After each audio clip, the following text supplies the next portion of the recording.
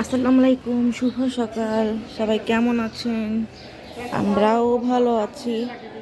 তো এই তো আসলে মামুনি আমাদের জন্য ভাতের পাতিল কিনতেছে। আমাদের দুইটা ভাতের পাতিলে ছিদ্র হয়ে গিয়েছে, তাই মামুনি আগে ভাতের পাতিল কিনলো পুরানো হাঁড়ি দিয়ে, পুরানো হাঁড়ি প্লাস এক্সট্রা টাকা অ্যাড করে। তা আমাদের ভাতের পাতিলটা অনেক দিন টিকলো, অনেক দিন বলতে অনেক বছর। প্রায় ভাতের পাতিল কিনছি তাও 6-7 বছর হয়ে গেছে। তো দুইটাই 6-7 বছর চললো, এখন নষ্ট হয়ে গেল, মানে ছিদ্র হয়ে গেছে জিনিস দিয়ে। এখনকার রোদের আকাশের কালারটা দেখছেন, একটু অন্যরকম না? এই দেখেন, এতটাই সুন্দর কালার। দেখেন গাছগুলোও সুন্দর লাগতেছে। এই গাছের কালারের দেখে বুঝতে পারতেছেন কত সুন্দর আকাশের কালারটা। এখন মিষ্টি মিষ্টি রোদ, রোদ অত বেশিও না কমও না। এই দেখেন আকাশটা মেঘলাও না, কিন্তু আকাশটা লাইট। এই যে মামুনি আসতেছি। তো এই তো পাতিল নিয়ে এসেছে। পাতিল পড়ে গেছিল।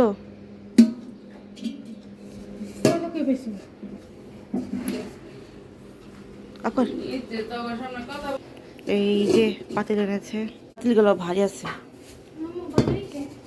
সুন্দর হয়েছে পাতিলগুলো। এই যে দুইটা ভাতের পাতিল। আর আজকে রান্নার মধ্যে এখানে খাট্টা বসানো হচ্ছে, আর এই যে এখানে চামচি কি বসাইছে, ও তরকারি গরম দেওয়া হচ্ছে। ঢাকা দিচ্ছে কেন?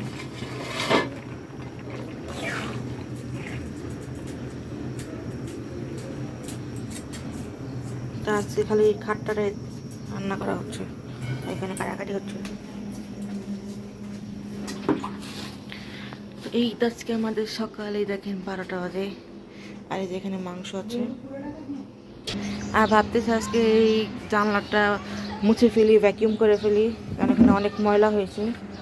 তো এটা চিপায় অনেক ময়লা, তো এটা ভাবতেছি আজকে ভ্যাকিউম করি।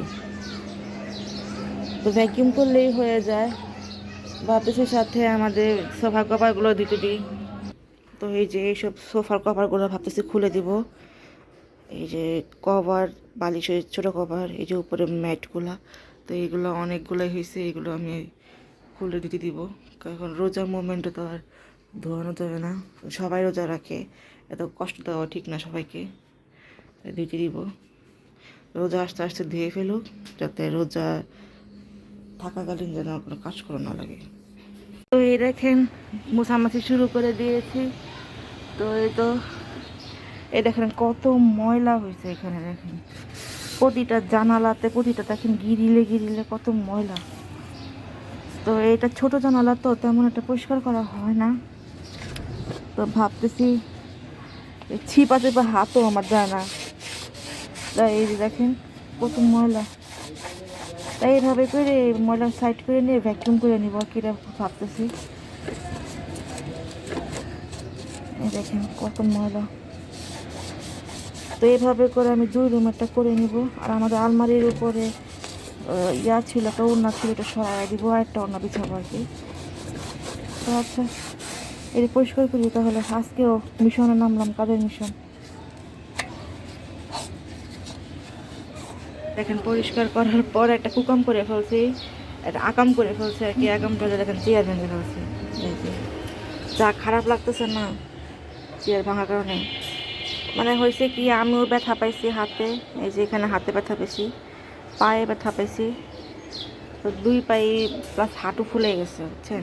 তো হয়েছে কি যে উপরে মুছতে যায়, মুছার জন্য আসছিলাম উপরে।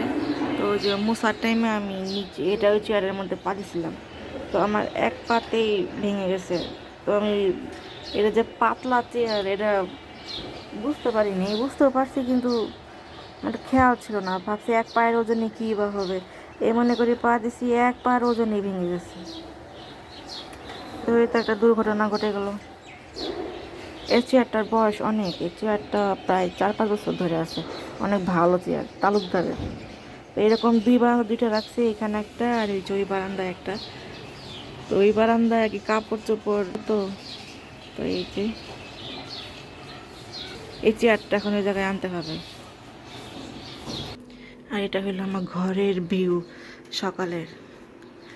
তো মামুনি এখানে সন্ধ্যার সময় কিছু সবজি বাজার করেছে, আমি দেখুন মতো খুলি নাই, এইমাত্র রাতের ডিনার করলাম। তো ডিনার শেষ করে এখন সব জিনিসপত্র রেখে দিব, তো তাই এই মুহূর্তে আমি আপনাদের সাথে ক্যামেরা ধরে শেয়ার করবো আর কি, তারপর রেখে দিব। দেখি নেই কি কি আছে। ও টমেটো, টমেটো এটা ফ্রিজে রেখে দিব, ঢালার কিছু নেই। ফাইনালি রমজান এসে গেল। আজকে রামাদানের জন্য ওই যে বক্তব্য দেওয়া হচ্ছে, তো আপনাদের সবাইকে রামাদান মুবারক। কালকে থেকে আমাদের সেহেরি খাওয়া লাগবে। তো এই যে এখানে আমরা বিটরুট কিনেছিলাম, যে বিটরুট কিছু কিছু করে রোদে শুকাইতে দিচ্ছিলাম, রাত হয়ে গেছে। এই যে একটা, আর এই যে একটা, তো দিনই দিছিলাম, তো তো এখন শুকায় না, এখানে এইভাবে রেখে দিছি। তো এটি বাসায় নিতে হবে এখন, তো এগুলো বাসায় দিতে হবে। আমাদের সেই নতুন রুটিন শুরু হয়ে গেল রমাদানের, রহমতের মাস, বরকতের মাস। সবাই চেষ্টা করেন এই দিন যেন আপনারা আল্লাহর ধ্যানে, আল্লাহর মগ্নে, আল্লাহকে খুশি করতে পারেন। আল্লাহ যেন আমাদের সমস্ত গুনাহ ক্ষমা করে দেয় এই রমাদান উপলক্ষে। আমাদের আত্মীয় স্বজন, পাড়া প্রতিবেশী যারা কবরে শুয়ে আছে, বিশেষ করে যাদের বাবা মা মারা গেছে, তাদেরকে বিশেষভাবে তারা দোয়া করবে, তাদেরকে যেন জান্নাতবাসী করে, যেন তাদের সর্বোচ্চ স্থান নসিব করে। তো আমার নানি দাদার দিকে ওই নেই, তো আমার সেখানে একটা কষ্ট রয়ে গেছে, কারণ দাদা নানি ছোটোবেলা থেকে পাই নেই। তো আমি যখন ক্লাস 4-5-এ পড়ি তখনই সবাই নাই হয়ে গেছে। আমি ওদের ভালোবাসা তেমন একটা পাই নাই, তাও দোয়া করবো ওদের জন্য, যেন ওদের বেহেশত নসিব করে, সকল মনোকামনা যেন পূরণ করে। রমজান একটা ইমোশন, একটা অ্যাটাচমেন্ট আমি মনে করি।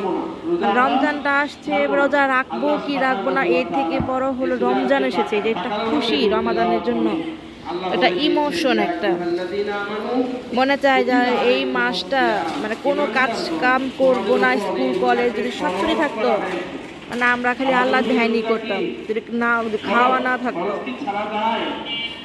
মানে এক কথায় আমাদের সাধ্যে থাকলে আমরা জায়নামাজে বসে থাকতাম, এমন একটা ইমোশন। তো আমার ইচ্ছা আছে আমি 30 পারা কোরআন শরীফ ইনশাআল্লাহ খতম দিব 30 দিনে।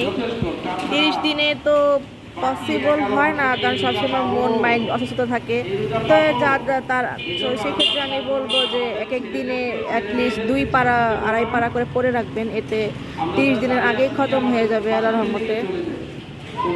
তো আমি সেটাই করি,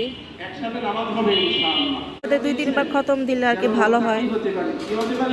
আমি রোজার সময় অল টাইম একবার খতম দিই, পরের বার আর কি 10-15 পারার মতো হয়, মানে আমি 2 পারা খতম দেওয়ার মতো এখন পর্যন্ত আমি পারি নাই অ্যাকচুয়ালি আর কি। তো চেষ্টা করব 2-3 বার খতম দেওয়ার। তো কি করাস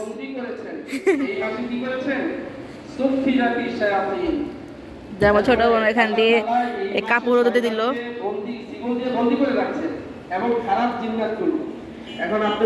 অনেক কাপড় শুকায় নাই, এখান থেকে এই বারান্দা থেকে ওই বারান্দা ট্রান্সফার করলাম আর কি, কাপড় চোপড় দেখলাম শুকায় নাই। এই যে আমাদের এইভাবে করে বক্তব্য হবে পুরো 30টা দিন। তো যাই ভিতরে।